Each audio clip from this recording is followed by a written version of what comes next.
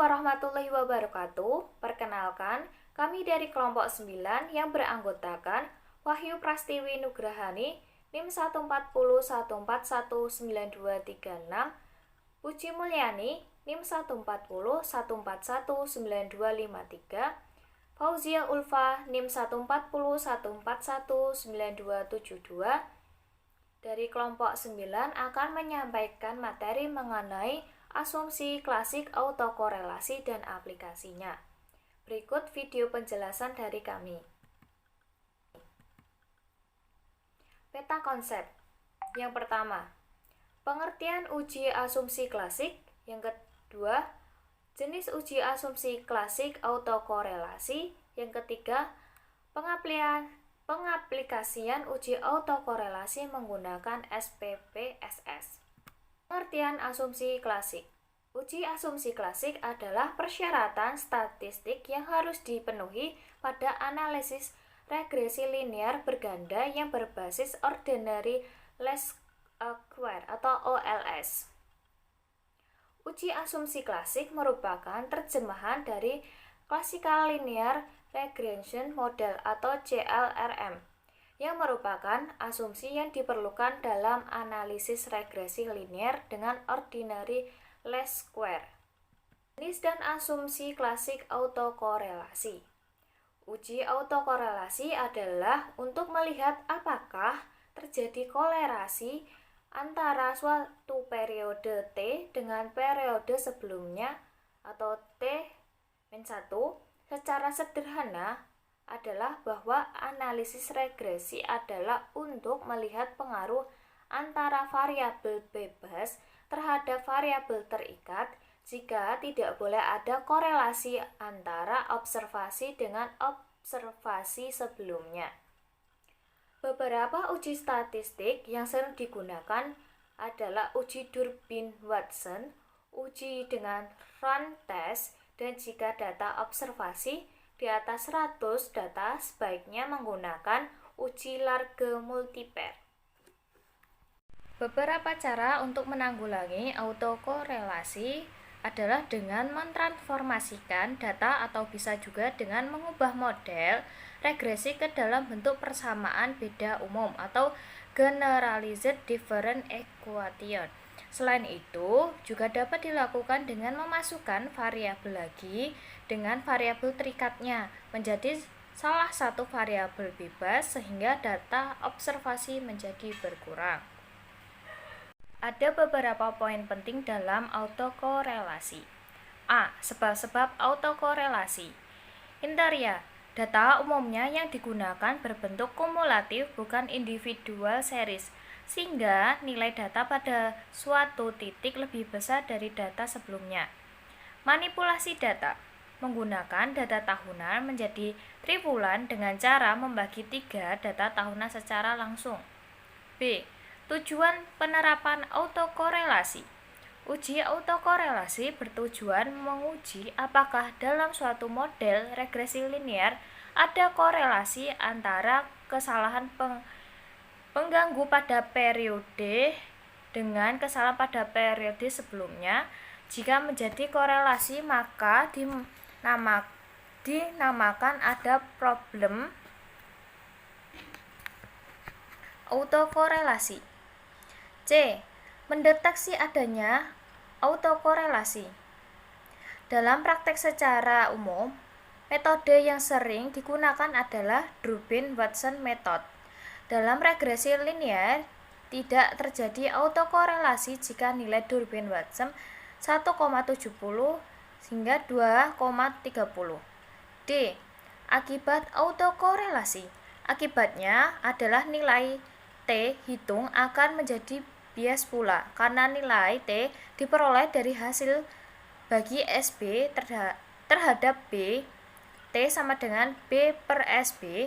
Berhubung nilai SB bias, maka nilai T juga akan bias atau bersifat tidak pasti atau misleading. Karena adanya masalah korelasi dapat menimbulkan adanya bias pada hasil regresi.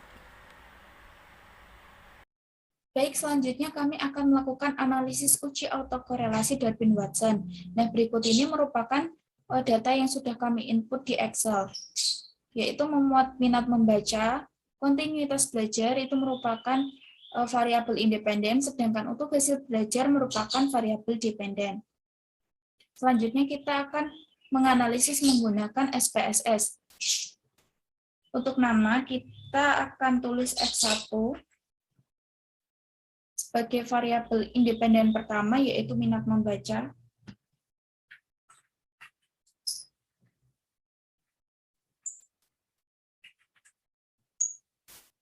Sedangkan untuk nama 2 yaitu X2 untuk variabel independen yaitu kontinuitas belajar.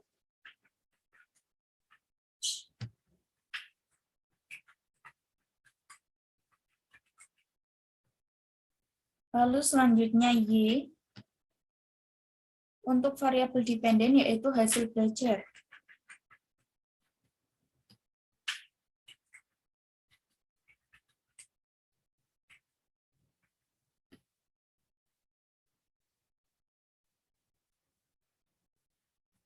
Selanjutnya kita akan beralih ke data view. Di sini sudah ada X1, X2, dan Y. Dari sini kita akan menginput data dari Excel. Kita copy semua data yang ada di Excel.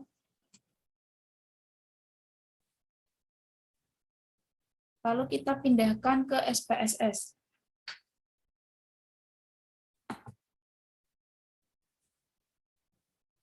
Nah, hasilnya akan seperti ini, di mana data kita sebanyak 24 data. Selanjutnya, data akan kita analisis untuk uji autokorelasi Durbin-Watson, yaitu analyze, lalu selanjutnya regression, dan linear.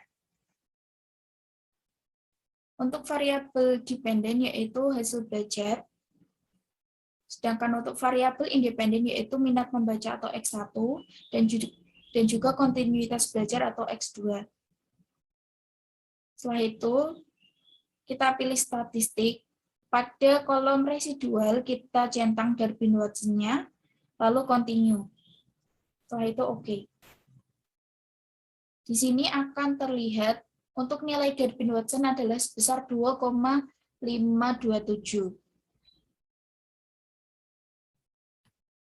Kita beralih ke Excel.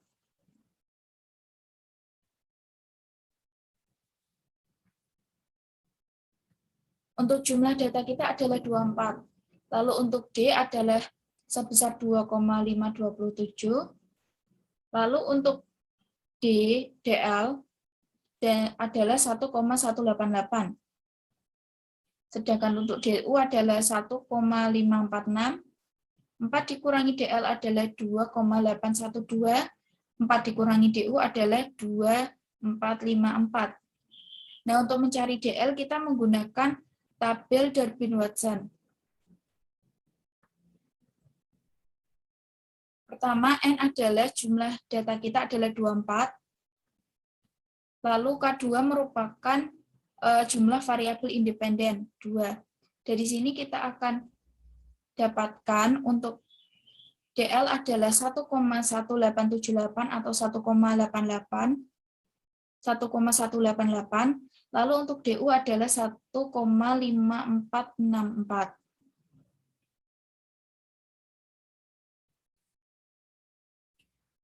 Sebelumnya, untuk dasar pengambilan uji autokorelasi Durbin-Watson, untuk D kurang dari DL atau D lebih dari 4 dikurangi DL, maka terjadi autokorelasi.